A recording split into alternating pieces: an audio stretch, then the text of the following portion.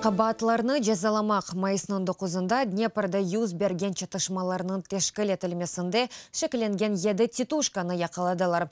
Да едізі қыдыруға илан етілген. Бұның ақында Днепр шәр шурасының кенесчісі Максим Музыка Фейсбукта білдірді.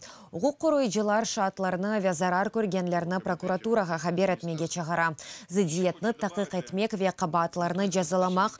Бұнам Назерлер кабинеті топлашывында баш назир Владимир Гройсман чағырды. Владимир Гройсманның қайдеткеніне көре, ішлер назерлігі әжелі кадр қарарларыны чықарды. Ама бұл тек башыдыр. Хатырлатам, салы күні Днепрді атой штыракчелері ве титушкалар арасында чатышмалар юз берді. Бірқач инсан зарар көрді. Шу жүмледен полиция хадимлері. Зидиеттен сон шәр ве вилайет полициясының реберлері іштен чықарылды.